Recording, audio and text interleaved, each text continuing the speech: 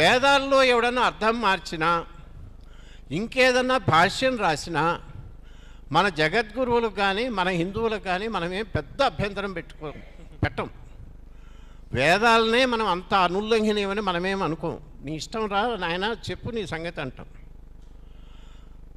అలాంటిది ఈ రాజ్యాంగం ముట్టుకోవటానికి అక్షరం ముక్క మార్చడానికి వీల్లేదా, దాన్ని అసలు రివ్యూ చేయటమే తప్ప అంటే, ఈ రాజ్యాంగం రాసిన దానికి ఇద్దరు పేర్లు చెప్తారు. ఒకడెవరయ్యా అంటే, అసలు మొత్తం ఈ దేశానికి స్వతంత్రం వచ్చింది, మనందరం ఇవాళ ధర్మం 4 పాదాల మీద ఒక కాలు మీద ఉన్నది అంటే దానికి మొత్తానికి కారణం జవహర్లాల్ నెహ్రూ అనేవాడు ఉన్నాడు. ఆ మహానుభావుడే నవభారత నిర్మాత అని చెప్తుంటారు హిస్టరీ పుస్తకాల్లో. మీరు విన్నారు కానీ బయట పుస్తకాలన్నింటిలో చెప్తుంటారు.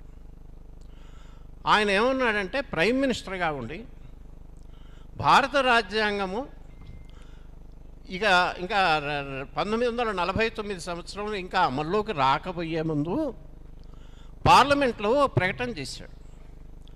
ఏమని అంటే, ఇప్పుడు మనం రాస్తున్న రాజ్యాంగం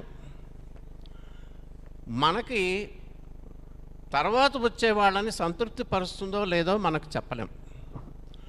దీన్ని ఒక 10 ఏళ్ల పాటు ఎవ్వరూ మార్చొద్దు అని అంటున్నారు కొంతమంది. మార్చకూడదండి, మనం ఇప్పుడే లాక్ చేసేద్దాం రాజ్యాంగాన్ని, ఎవడూ మార్చకుండా 10 ఏళ్ళు లాక్ చేద్దామని అంటున్నారు. అది బుద్ధి తక్కువ పనయ్యా. ఇవాళ మనం రాసిన రాజ్యాంగం రేపు స్వతంత్రం రాగానే స్వతంత్ర భారత ప్రజలు ఇది మాకు వద్దు అని అనుకోవచ్చు. అప్పుడు వాళ్ళు దాన్ని అవతల బారేసి మళ్ళా రాసుకుంటారు. మనమెవరం అది చెప్పటానికి అని నెహ్రూ గారు 1949లో అన్నాడు. 1949 ఇంకా రాజ్యాంగం అమల్లోకి రాలా. అదే అంటే ఒక 10 ఏళ్ళు కూడా మార్చొద్దు అంటమే తప్పని అప్పుడు వాళ్ళే అంటే, 50 ఏళ్ళు అయిన తర్వాత రివ్యూ చేద్దామనటానికి ఎవడండి వీళ్ళు ఎందుకన్నారు? సరే, ఆ 25 ఏళ్ల కింద జరిగినటువంటి ఆ అద్వానీ గారి టైంలో చేతులు గాలి షాక్ కొట్టింది చూసారా? ఏమితో ఒకటి కాస్తో కూస్తో మేలు ఏదైనా జరిగితే బీజేపీ ప్రభుత్వ హయాంలోనే ఈ దేశంలో జరుగుతుంది.